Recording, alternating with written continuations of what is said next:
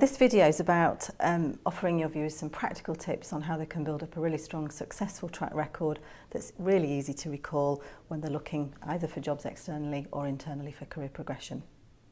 And what I'd like you to imagine is that you've applied for your ideal job. Imagine you spent a load of time working out what it is you really want to do, you get an interview and you go for your ideal job. And actually you get the feedback afterwards that somebody else has been offered the post, that they had much more relevant and practical experience than you did. How are you going to feel? So most people would feel pretty gutted, pretty infuriated and really disappointed. The reality is, for one reason or another, they failed to transmit their really great track record.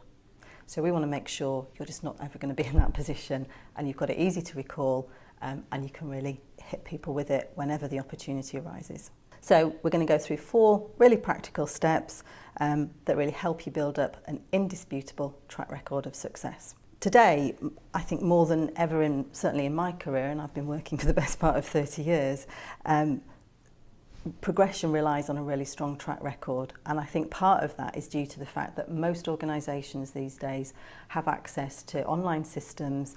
It's all much more transparent. Most big companies will have an online system that records performance, succession planning, talent management data.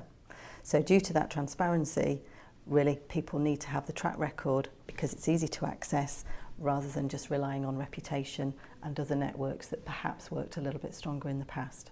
Given that we know they've got those online systems, my advice to your viewers is to make sure, first of all, they know what those systems already say about them because they're generally openly accessible to employees, and also that they use those systems to regularly document and capture information about themselves.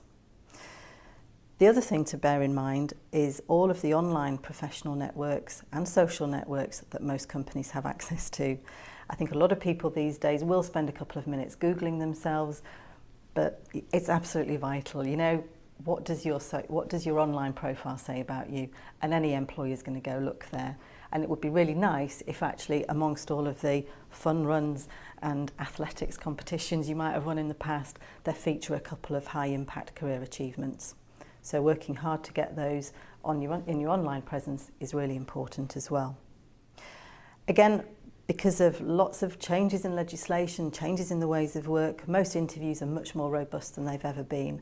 So they're likely to be competency-based, where future employers or even people within your own organisation, if you're moving internally, are looking for real tangible achievements, not just you saying you can do something, but a real demonstration that you have done something. And also the other thing to bear in mind is, what's your reputation in your organisation? People talk, people build up their profile, their personal brand. What do people say about you? Really important to go and find that out. And perhaps you want to drip feed some of your tangible achievements into that profile as well. So my first real practical tip is to manage upwards. When you're given a job, you'll have key responsibilities, you'll have key accountabilities. Agree with your manager exactly what it is you're supposed to be there to achieve. And if they don't help you with that, you can just ask a few questions up the way to clarify specifically, what am I supposed to achieve? What does success look like? When do you want this to be done by? And some real smart, as we would refer to it in your performance appraisal kind of systems, real smart objectives, and that's where you focus your time and effort. And that's where tangible achievements happen. So first thing, manage up in order to get real clarity on what you're supposed to do. Then my suggestion is to really prioritise your time on what matters most, i.e. your objectives. And in today's world of work, I think it's possible to turn up at work, your inbox is full, and you've got a diary full of meetings that are really, you're not adding any value to, you're not really sure why you're going to them, and you're unlikely to take anything away from. So you've really got to manage your time quite firmly, I believe, in organisational life today, just to say, do I really need to be there, or actually does my time and effort need to be focused on some of these key goals that we've just agreed that make a more valid contribution to the organisation, but also they're going to give you something useful to take away. And I've been in lots of talent reviews in my career. I've heard lots of people talk about their members of staff. I've never yet heard anybody say, he's a really great guy because he clears his inbox every day and he went to a few useless meetings. That's just not what's going to count when you get talent reviews. So make sure you spend your time doing the right things. And I love a quote, forgive me for reading it, I just want to make sure I get it right. The man whose life is devoted to clearing email has lost the initiative. He's dealing with things that are brought to his attention and having ceased to notice anything for himself. So that's my little message about how you deal with your inbox. Third point is to engage with the right stakeholders. In your career, there'll be conversations that go on internally in organisations and maybe even some of your external networks about you. Understanding what your reputation is and making sure you've got some key sponsors who advocate you when you're not there. I remember the first time I went on maternity leave. It comes as a bit of a shock when you leave an organisation and for 6 months and you realise actually it can function without me.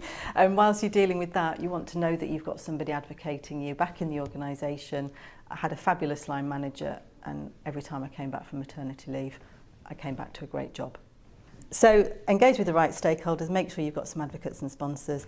And then finally, my fourth point is make sure you capture your achievements so that you've got this easy recall that we talked about earlier on. So update your CV, update your online CV within your organisation if you've got one on a regular basis. As time passes, your memory will fade and you'll forget to bring forward some of these fabulous things that you achieved. And make sure you get your line manager's input to that as well. So those are my 4 key steps really. Manage upwards, prioritise your time, make sure you've got some great sponsors and advocates, and capture everything that you've done.